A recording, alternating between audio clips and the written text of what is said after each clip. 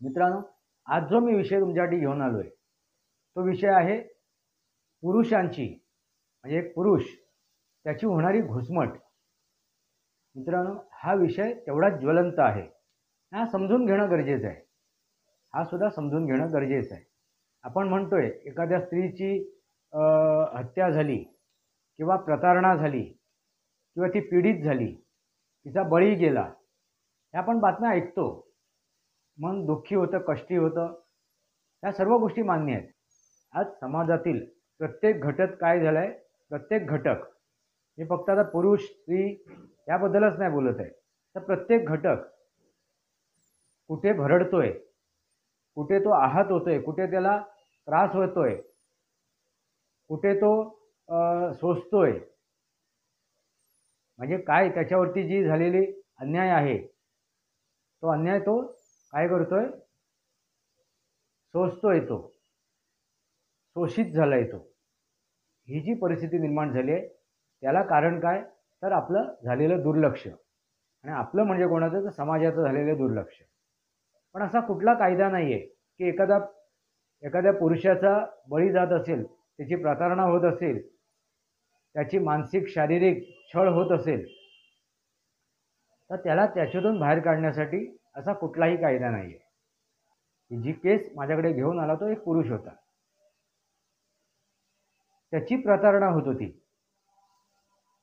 त्याच्या बायकोने त्याच्यावरती केस टाकली होती, डिवोर्स मागितला होता.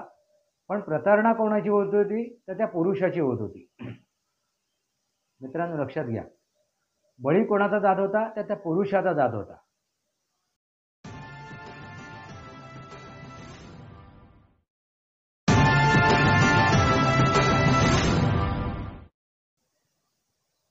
नमस्कार मित्रांनो, वास्तवावर बोलू काहीतरी या शृंखलेमध्ये पुन्हा एकदा आपलं स्वागत.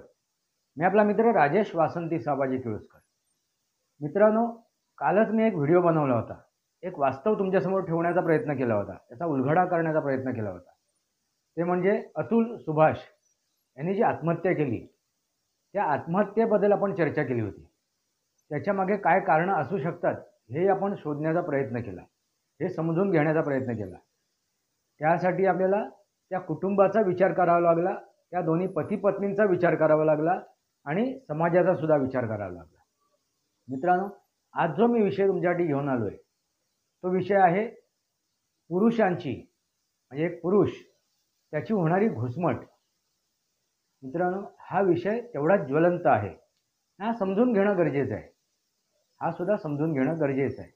आपण म्हणतोय एखाद्या स्त्रीची हत्या झाली किंवा प्रतारणा झाली किंवा ती पीडित झाली, तिचा बळी गेला, हे आपण बातम्या ऐकतो. मन दुःखी होतं, कष्टी होतं. या सर्व गोष्टी मान्य आहेत.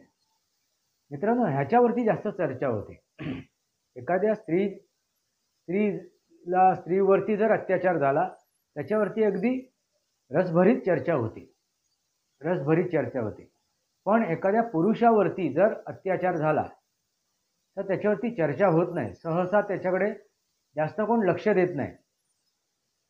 ना कोण इलेक्ट्रॉनिक माध्यम असो, वर्तमानपत्र असो, वृत्तवाहिन्या संस्था असो, त्याच्यावरती जास्त चर्चा करत नाहीत. का नाही करत, तर त्यांना TRP मिळत नाही.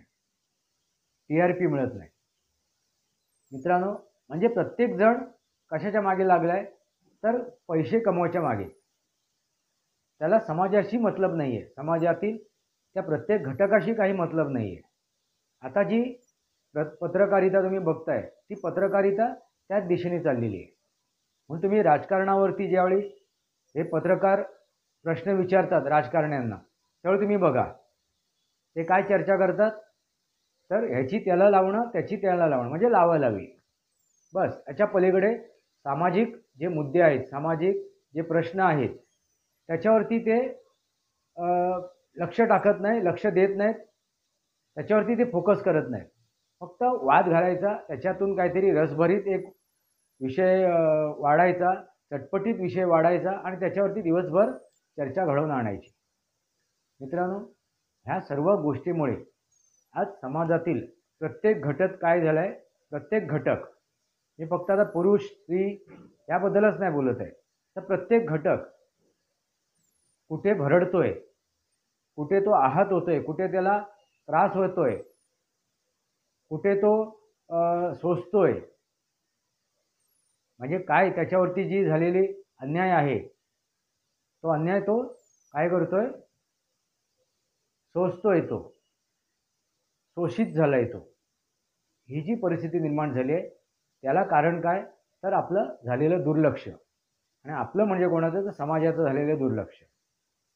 आज आपण जी चर्चा करतोय मित्रांनो ती आहे एका पुरुषाची. म्हणजे एक पुरुष नव्हे, म्हणजे एका पुरुषाला आपण माध्यम धरून आपण त्याच्यावरती चर्चा करणार आहोत. केंद्रबिंदू एक पुरुष आहे आणि त्या पुरुषावर होणारा अत्याचार, मानसिक, शारीरिक आणि आर्थिक त्याचा छळ, त्याची मुस्काटदाबी, याच्यावरती आपण प्रकाशझोत टाकणार आहोत. मित्रांनो, पुरुष म्हटलं की काय विचार येतो की बाबा ह्याला काय दुःखच नसणार, तो नेहमी हसत असतो, आलेल्या दुःखांना पहाडासारखा तो सामोरं जातो, त्या प्रत्येक गोष्टीवरती तो, त्या प्रत्येक जे आलेले त्यांच्या आयुष्यात अडचणी असतील, दुःख असतील, त्याच्यावर तो मात करतो. निधड्या छातीचा आहे, त्यांनी रडू नये, त्यांनी दुःखी कष्टी होऊ नये, त्याने ते लढावं, त्याने ती लढाई करावी, अशी अपेक्षा समाज करतो त्या पुरुषाकडून. त्याला जर दुःख झालं असेल, वाईट वाटलं असेल, त्याचं अंतःकरण पिळवटून गेलं असेल, तरीसुद्धा त्यांनी रडू नये, आणि तो रडला तर त्याच्यावरती काय होते, विनोद होतात, तो हास्याला पात्र होतो. मित्रांनो, ही अवस्था आज समाजाची आहे. त्यामुळे हा समाज विसरतो की ती सुद्धा एक व्यक्ती आहे, एक मनुष्य प्राणी आहे, तो एक प्राणी आहे, तो एक सुद्धा मनुष्य प्राणी आहे. जशी ती स्त्री मनुष्य प्राणी आहे तसा तो पुरुष सुद्धा एक मनुष्य प्राणी आहे.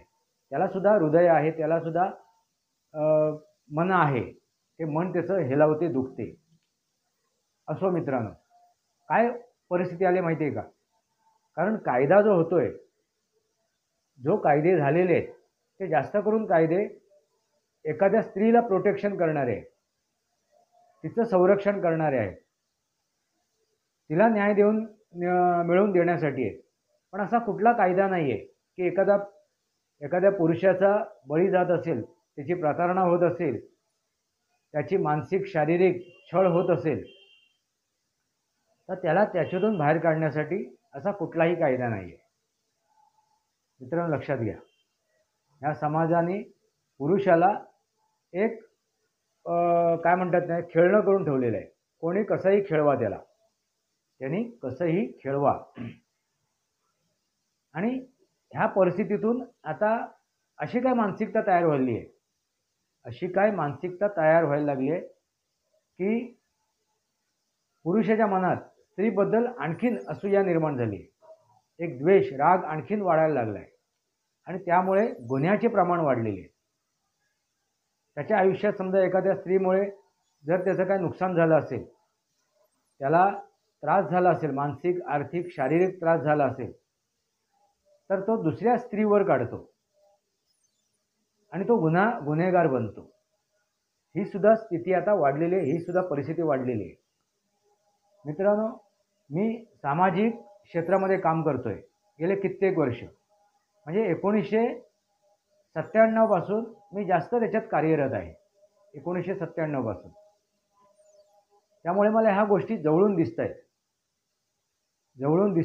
बऱ्याच वेळा काय होते, लग्न झालं, विवाह झाला की काही दिवसात, काही महिन्यात, काही वर्षात ते जोडपं कुठे जाते, तर डिवोर्स घेण्यासाठी जाते.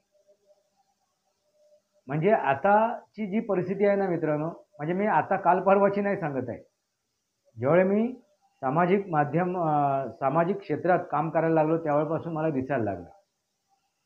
1997 मध्येच एक माझ्यासमोर अशी एक केस आली होती की ती सोडवल्यानंतर एक लक्षात आलं की काही कारण नव्हतं, असं काही मोठं कारण नव्हतं, आणि ते दोघं डिवोर्स घेत आहेत, वेगळे होत आहेत, तलाक घेत आहेत, असं काही मोठं कारण नव्हतं. पण ते कारण एवढं मोठं तयार केलं गेलं, तो बागुलबुवा एवढा मोठा तयार केला गेला की असं वाटत होतं की काय घडलंय आणि काय नाही घडलंय. 1997ची गोष्ट सांगतोय मित्रांनो. ही पहिली केस माझ्या आयुष्यात आली होती. मी सायकोलॉजीवरती चर्चा करतो, ट्रीटमेंट देतो, त्या अनुषंगाने ही केस माझ्याकडे आली होती. आणि केस घेऊन येणारी एक पुरुष होता. जी केस माझ्याकडे घेऊन आला तो एक पुरुष होता. त्याची प्रतारणा होत होती. त्याच्या बायकोने त्याच्यावरती केस टाकली होती, डिवोर्स मागितला होता, पण प्रतारणा कोणाची होत होती तर त्या पुरुषाची होत होती. मित्रांनो लक्षात घ्या, बळी कोणाचा जात होता तर त्या पुरुषाचा जात होता. तो त्या मानसिक स्थितीला आला होता, जसा तो अतुल सुभाष ज्या मानसिक स्थितीला आला आणि त्याने आत्महत्या केली त्या स्थितीला सुद्धा आला होता. मी त्याच्या नावाचा उल्लेख नाही करणार मित्रांनो, आपल्याला कोणाला बदनाम नाही करायचं आहे. काय असते माहिती आहे मित्रांनो, की आपण एखाद्याचा उल्लेख केला ना तर लोक चवीने त्या व्यक्तीकडे बघतात आणि चवीने त्याला खातात, कुरतडून खातात. चवीने बघतात आणि चवीने कुरतडून खातात त्या व्यक्तीला. तर उल्लेख हा महत्त्वाचा नाही आहे, तो विषय महत्त्वाचा आहे. म्हणून हा विषय मी तुमच्यासमोर मांडतोय. आणि ती ज्यावेळी व्यक्ती माझ्याकडे आली त्यावेळी त्याच्याबरोबर मी जी चर्चा केली, 1997ची गोष्ट सांगतोय मित्रांनो, त्यावेळी मला असं कळून आलं की त्याचा छळ होतोय, आर्थिक, मानसिक आणि शारीरिक तिन्ही प्रकारचा त्याचा छळ होतोय. आणि छळ करणारी व्यक्ती कोण आहे तर त्याची पत्नी आहे. सर्वात मोठा जो आरोपी आहे तो त्याची पत्नी होती. पण मित्रांनो ह्याला कारण काय होतं तेही समजून घेणं गरजेचं आहे. आता ती पत्नी, दोघांनी एकमेकांना पसंत केलं होतं आणि लग्न केलं होतं. दोघांनी अगदी सुरुवातीला लग्नापूर्वी म्हणजे लग्न ठरलंय करायचं असं, त्यानंतर त्यांच्या भेटीगाठी झाल्या होत्या. एकमेकांचे विचार त्यांनी एकमेकांना समजून घेतलं होतं, एकमेकांच्या आवडीनिवडी समजून घेतलं होतं. असं सर्व केल्यानंतर त्यांचा विवाह झाला होता. म्हणजे असं काही नाही की आई वडिलांनी सांगितलंय हा मुलगा आहे आणि ही मुलगी आहे, तुम्ही दोघांनी विवाह करा म्हणून. तसं घडलं नव्हतं मित्रांनो. दोघांच्या स्वतःच्या सहमतीने ते लग्न झालं होतं. आणि असं झाल्यानंतर ही परिस्थिती यावी म्हणजे दुःखद आहे मित्रांनो. ही परिस्थिती यावी म्हणजे ती दुःखद घटना आहे. तर काय होत होतं, ज्यावेळी त्यांनी मला सांगितलं की माझी बायको मला मारते सुद्धा, हात उचलते, लाथाबुक्क्याने मारते, हातात असलेल्या वस्तूने मारते. म्हणजे तुम्ही विचार करा, आपण काय ऐकतोय तर एखादा पुरुष एखाद्या स्त्रीला मारतोय, तिच्यावरती अत्याचार करतोय, तिची प्रतारणा करतोय. पण इकडे उलटं होत होतं. इथे काय होत होतं, उलटं होत होतं. मग मी त्याला विचारलं, बाबा तू मार खातोयस, ती मारतेस, तू त्याला विरोध का नाही करत आहेस? पण तो विरोध करायचा म्हणजे काय करायचं नक्की? मी बऱ्याच वेळा तिचे हात पकडले, तिला रोखलं, पण मी तिच्यावरती हात उचलू शकत नव्हतो.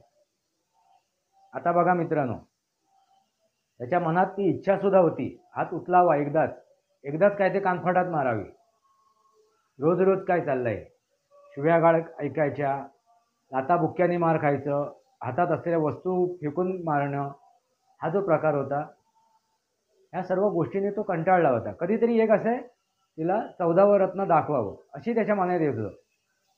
पण तो थांबत होता, रोखत होता स्वतःला. का तर कायदा. मित्रांनो लक्षात घ्या, कायदा आडवा येत होता. कारण ती त्याला कायद्याची भीती दाखवत होती. मित्रांनो लक्षात घ्या, काय करत होती ती महिला, त्याला कायद्याची भीती दाखवत होती. मित्रांनो आता जर तिने पसंत केलेला आहे, तिला तो आवडला होता, सर्व परीने आवडला होता, सुखी संसार त्यांचा चालू होता, मग अचानक असं काय घडलं? मित्रांनो व्यवस्थित ऐका, लक्ष द्या. मी हा जो विषय मांडतोय तुमच्याकडे त्याच्यावरती गांभीर्याने बघणं गरजेचं आहे. आणि मी अगदी इतिहासात जाऊन सुद्धा विचार केला. इतिहासात जाऊन सुद्धा विचार केला आणि त्यानुसार मी हा विषय तुमच्यासमोर मांडतोय. तर जे काय त्यांचा सुखी संसार होता, आनंदी संसार होता, अगदी एकमेकांवरती जीवापार प्रेम करणारे दोघं होते, मग त्यांच्या आयुष्यात असं काय बदल घडला? मित्रांनो, तो बदल घडायला कारण म्हणजे तिची आई, त्या मुलीची आई, त्या स्त्रीची आई, तिची बहीण. मित्रांनो लक्षात घ्या, तिची बहीण आणि तिची आई. अगं, तू अगदी तुझ्या नवऱ्याचं सर्व ऐकतेस. नवरा आला की तू त्याला जेवायला घालतेस आणि मग तू जेवतेस, त्याची वाट बघतेस. हे सगळे तू नवऱ्याचे जे तोतरे पुरवायला लागलीस ना, तो नवरा तुझ्या डोक्यावरती मिरे वाटेल. मित्रांनो लक्षात घ्या, काय घटना घडायला लागली ती. म्हणजे आई तिला सावध करायला लागली तिची, म्हणजे त्या पुरुषाची, त्या मुलाची सासू. आणि ह्या गोष्टीमुळे ती कुठेतरी विचलित झाली.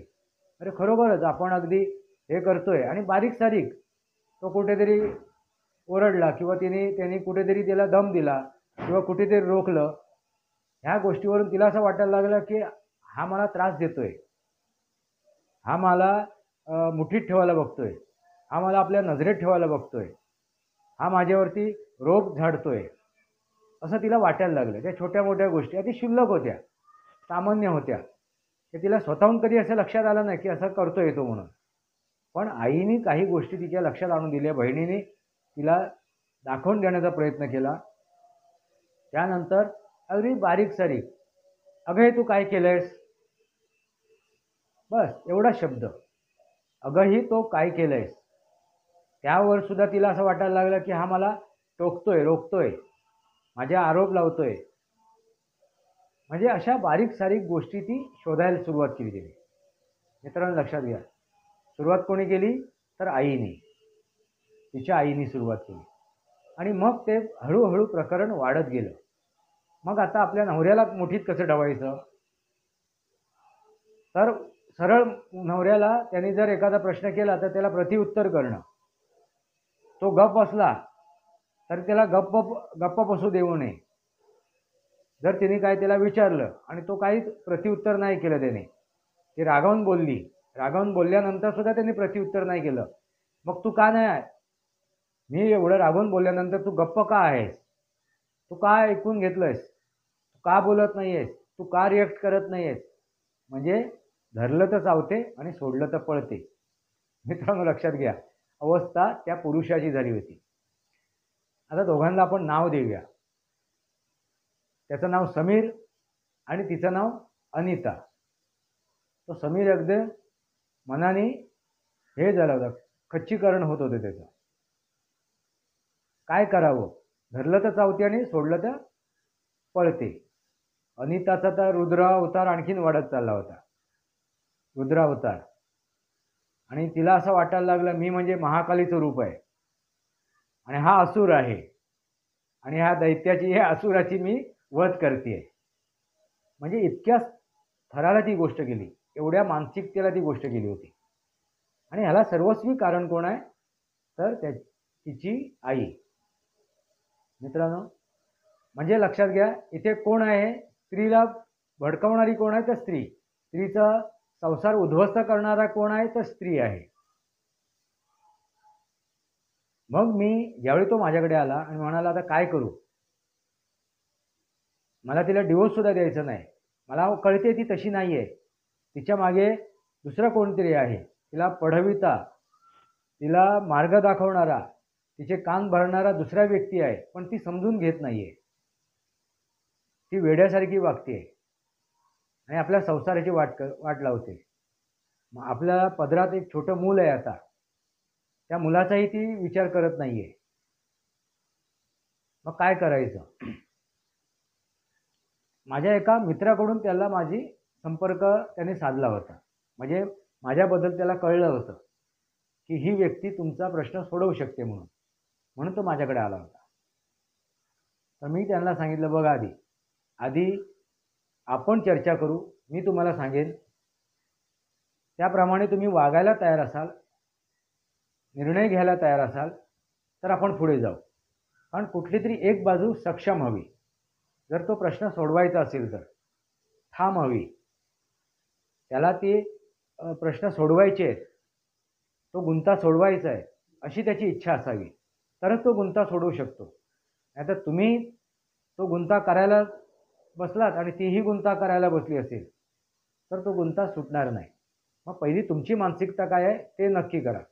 मग त्याने सांगितलं की बाबा मला हे सोडवायचं आहे हा प्रश्न, मला तिला डिवोर्स नाही द्यायचा आहे. ती डिवोर्स घेऊन आली आहे आणि ती आता मला वारेमाप माझ्याकडे हे मागते आहे, म्हणजे पोडगी मागते आहे किंवा आणखीन काय प्रॉपर्टीमधील हिस्सा मागते आहे, वारेमाप लिमिटच्या बाहेर जाऊन. आणि ते भले मी तिला दिलं, भले मी दिलं तिला, एक प्रेमाखातीर मी दिलं तिला, मला काही नाही वाटलं, चल दिलं, आपल्या पत्नीलाच दिलं.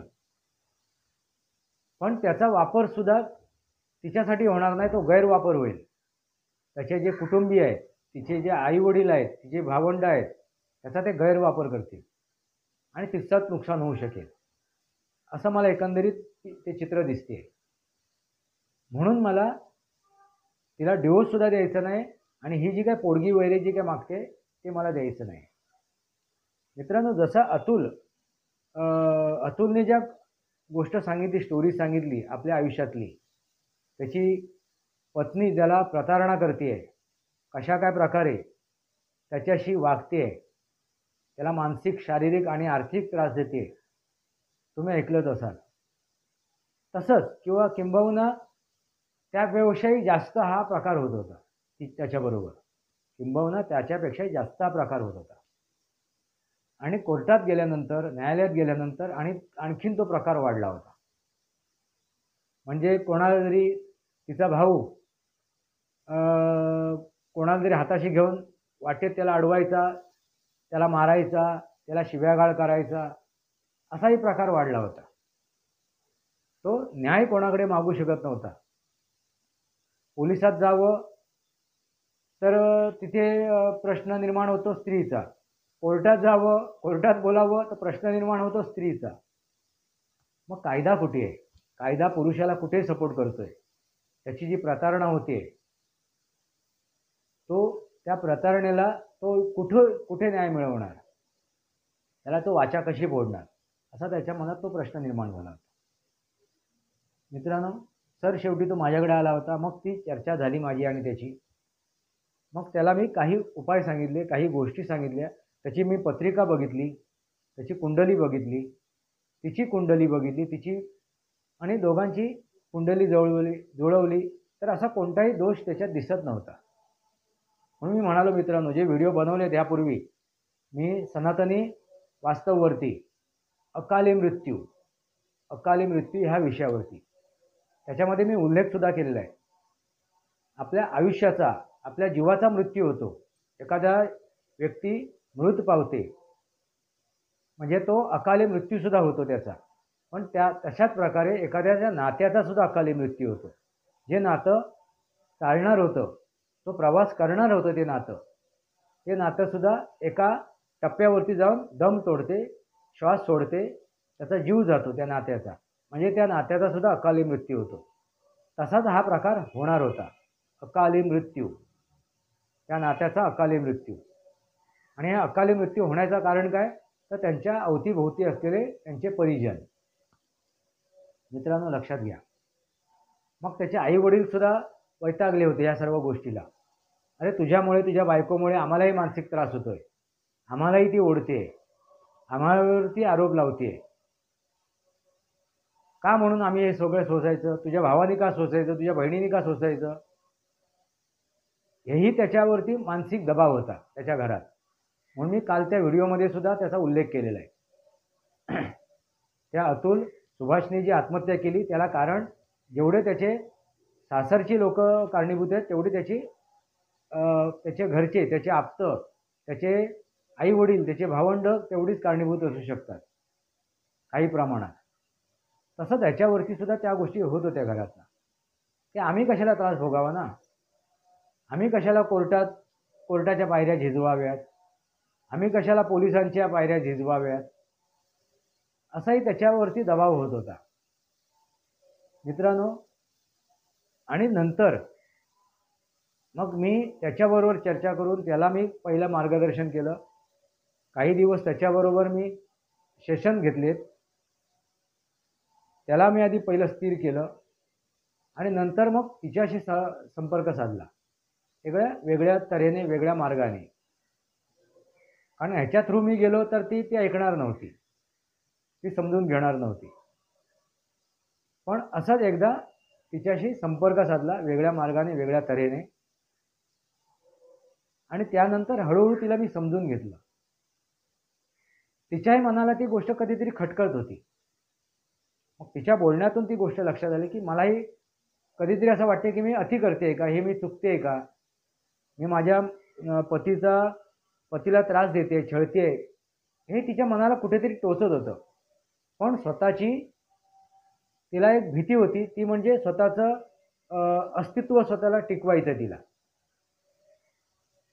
तिला स्वतःला असुरक्षितता वाटत होती की जर आपण असं नाही वागलो तर आपल्यावरती अन्याय होईल, आपल्याला त्रास होईल. म्हणजे ती आपल्याला स्वतःला सुरक्षित करण्यासाठी हे सगळे प्रकार करत होती.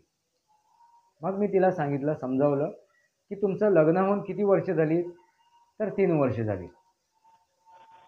आणि 3 वर्षानंतर हे सगळं प्रकरण व्हायला लागले. म्हणजे हे प्रकरण होण्यापूर्वी 3 वर्ष झाली होती.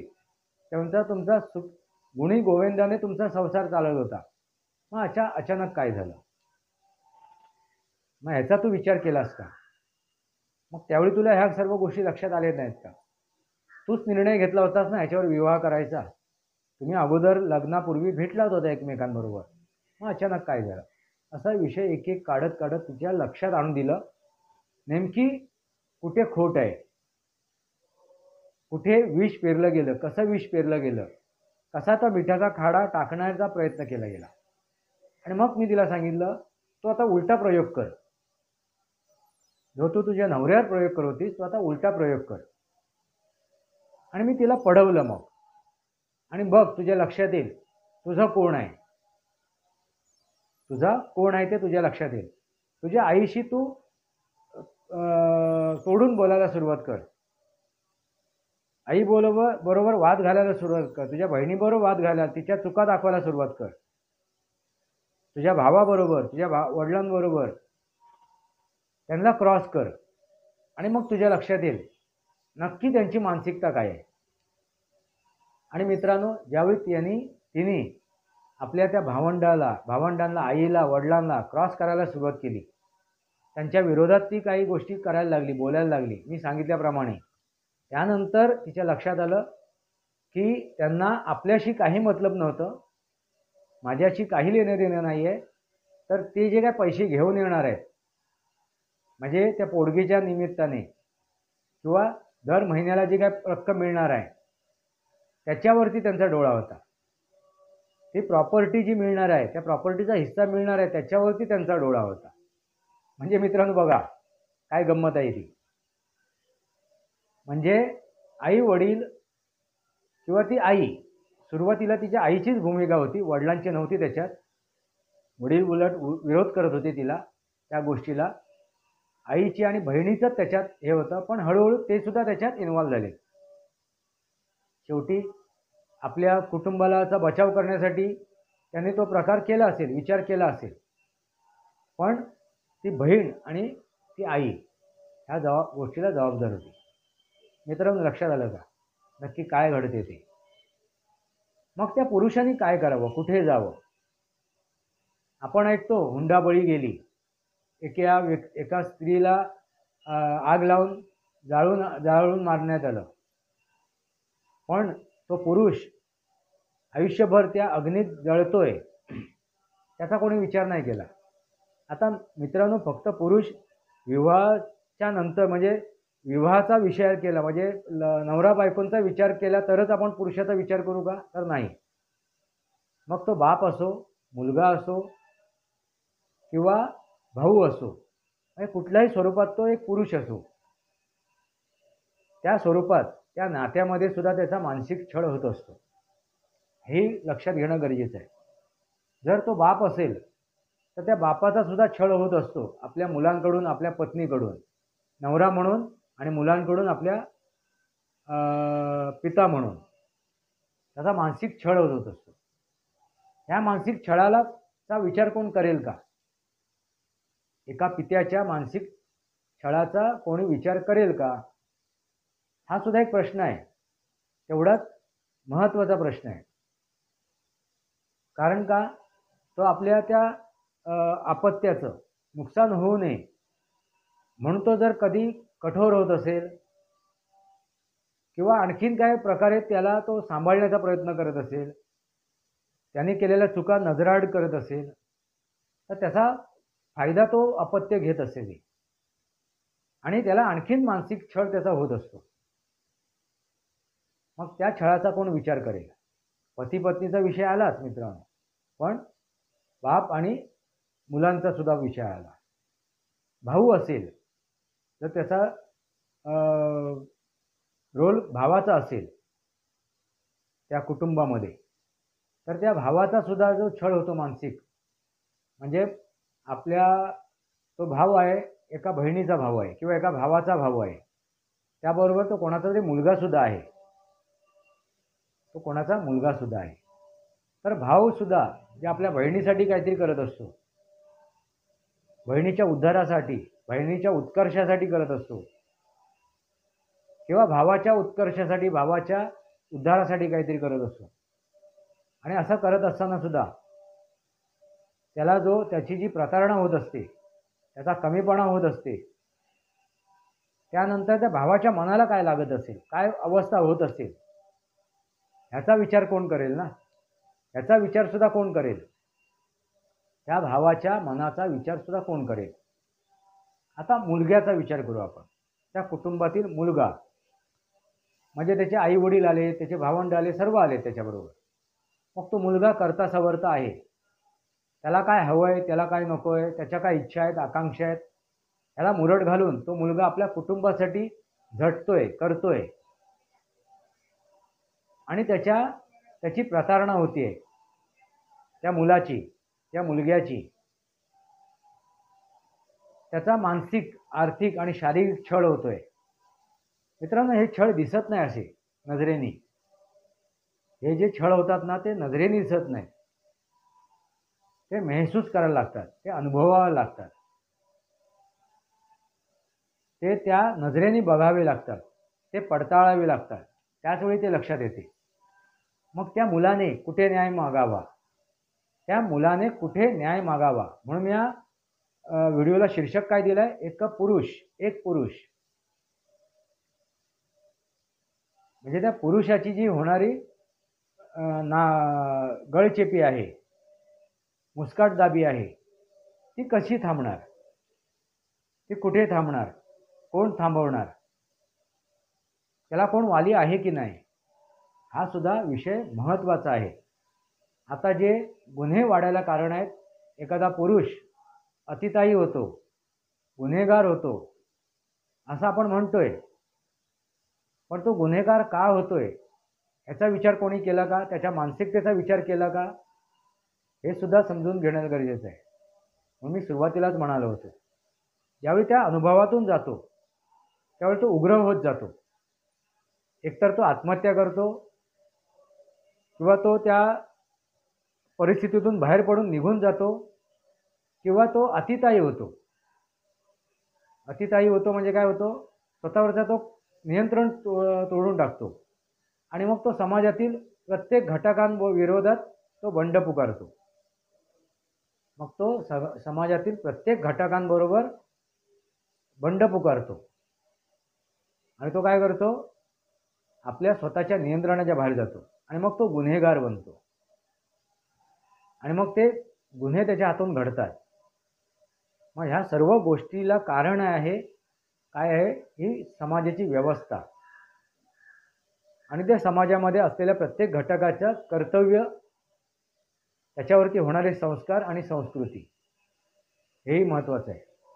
मित्रांनो, दुसरी गोष्ट महत्त्वाची काय आहे की एखादी स्त्री विवाह करून येते एखाद्या कुटुंबामध्ये. मग त्या कुटुंबामध्ये तिचा छळ करणारी व्यक्ती कोण असते? तर जास्त टक्क्यांनी, जास्त पर्सेंटेजनी तर तुम्हाला स्त्रीच दिसेल. तिची सासू असेल, तिच्या नणंदा असतील, त्या स्त्रीची, त्या सुनेची, त्या वहिनीची प्रतारणा करणारे, तिचा छळ करणारे ते कोण असतात? तर स्त्रियाच असतात. म्हणून मी दोन्ही बाजूने जे तुमच्या समोर ठेवतोय त्याच्यामध्ये मॅक्झिमम तुम्हाला स्त्री हीच दिसेल, स्त्रीचीच भूमिका दिसेल. मग ती आई म्हणून आपल्या मुलीचे कान भरते, किंवा सासू म्हणून आपल्या सुनेला त्रास देते, छळते, किंवा बहीण म्हणून आपल्या बहिणीचे कान भरून तिच्या संसाराची माती करते, किंवा नणंद होऊन आपल्या वहिनीला छळते, आपल्या भावाचे कान भरते. मित्रांनो, म्हणजे सर्वात मोठा रोल कोणाचा आहे, व्हिलन कोण आहे हे समजून घेणं गरजेचं आहे.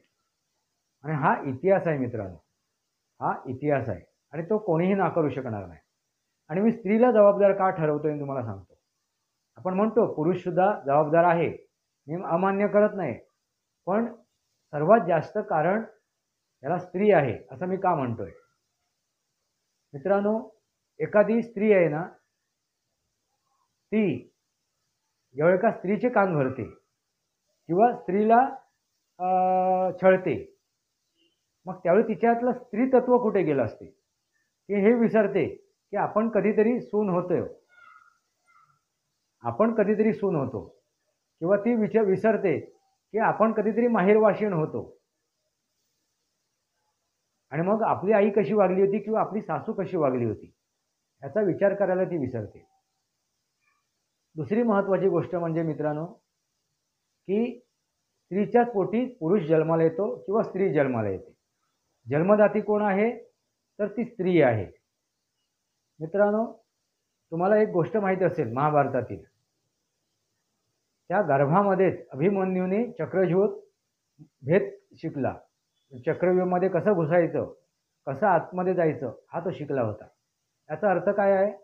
तर गर्भ अवस्थेतच 6व्या-7व्या महिन्यापासून त्याच्यावरती संस्कार होत असतात, त्या अर्भकावरती. मग तो पुरुष असो किंवा स्त्री असो, मग म्हणजे तो मुलगा असो किंवा मुलगी असो, जन्माला कोणी येत असेल किंवा तो तृतीयपंथी असो, म्हणजे ते मूल, तो अर्भक मित्रांनो, त्याच्यावरती संस्कार ते होत असतात. कुठे होत असतात? तर आईच्या गर्भामध्ये. मग तिला त्या गर्भाला, त्या अर्भकाला कोणाकडून संस्कार मिळत असतात? तर आईकडून संस्कार मिळत असतात.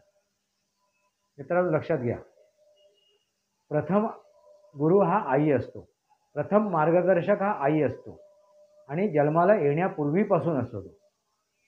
त्यामुळे ह्या सर्व गोष्टीला जबाबदार सर्वात मोठं कारण म्हणजे ती स्त्री आहे. म्हणून त्या गर्भावस्थेमध्ये तिने चांगल्या गोष्टी ऐकाव्या, चांगलं वाचावं, चांगलं बोलावं हे सांगितलं जाते. कारण त्या अर्भकावरती, त्या गर्भावरती ते परिणाम होत असतात, ते संस्कार होतात. म्हणजे ते संस्कार आणि संस्कृती त्याच्यात रुजत असते. मग ह्या सर्व गोष्टीला, ह्या सर्व परिवेक्षामध्ये जर आपण विचार केला तर आपल्याला काय लक्षात येते? तर स्त्री हा मी आरोप लावत नाही, हे वास्तव तुमच्यासमोर ठेवतोय आणि हे वास्तव समजून घेणं गरजेचं आहे. मग जर स्त्री योग्य वागली, योग्य निर्णय घेतला, तिच्यामध्ये संयम असेल, तर अशा कितीतरी गोष्टी आहेत की त्या असे कितीतरी उदाहरणं आहेत.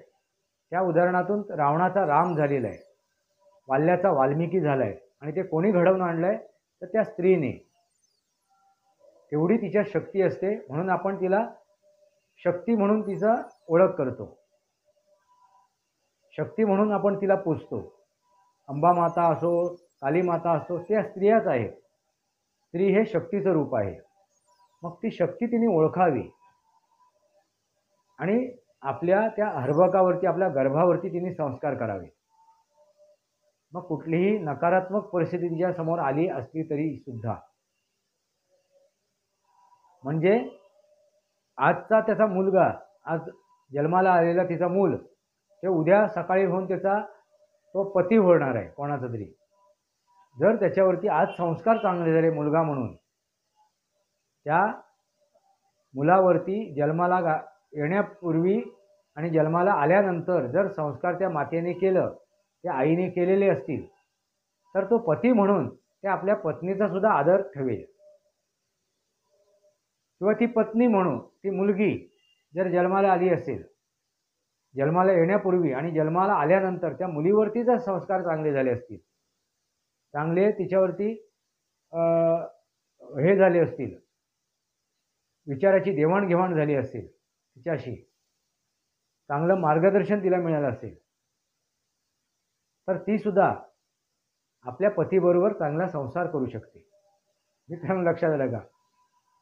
म्हणजे गर्भ अवस्थेत जन्माला आल्यानंतर हे सर्व गोष्टी झाल्या तर मग ह्याला सर्वस्वी जबाबदार कोण आहे? तर ती आई, ती स्त्री. आता आपण चारही बाजूंनी ती गोष्ट समजून घेतलेली आहे. मित्रांनो, तुम्हाला काय वाटते? पुरुषाची जी गळचेपी होते, मुस्काट जावी होते, घुसमट होते, ह्याला कारण काय आहे? आणि त्याला वाली कोण आहे? त्याला वाचा फोडणारा कोण आहे? त्याच्या मागे कायदा आहे का? ती सुव्यवस्था आहे का? हेही समजून घेणं गरजेचं आहे. अनेक पुरुष आज पीडित आहेत. मग तो बाप असो, भाऊ असो, मुलगा असो किंवा पती असो. मित्रांनो, लक्षात घ्या, तो फक्त पतीचाच विषय नाही करत आहे मी इथे. बाप असो, भाऊ असो, मुलगा असो किंवा पती असो, किंवा समाजातला एखादा घटक असो, कोणी असो, मग तो पुरुष म्हणून त्याची जी मानसिक छळ होतोय, त्याचा जो आर्थिक छळ होतोय, त्याचा जो शारीरिक छळ होतोय, त्याला वाचा फोडणारा कोण आहे का? कोणी मला न्याय देईल का? मी सुद्धा एक पुरुष आहे, मित्रांनो, लक्षात घ्या. म्हणून म्हणतोय, कोणी मला न्याय देईल का? जसं त्या ह्यानी बेलवरकरांनी, मला कोणी घर द्याल का? मला कोणी घर द्याल का? तसं आता एक पुरुष सांगतोय, मला कोणी न्याय देईल का? माझ्यावर होणाऱ्या अन्यायाला कोण वाचा फोडेल का? मला कोणी न्याय देईल का? वास्तवावर बोलू काहीतरी. वास्तवावर बोलू काहीतरी या शृंखलेला सबस्क्राईब करा, बेल आयकॉन दाबा. माझे विचार पडत असतील तर लाईक करा, आपले विचार कमेंट बॉक्समध्ये द्या. तुर्तास इतकंच. भारत माता की जय. वंदे मातरम. जय भारत, जय महाराष्ट्र, जय सनातन.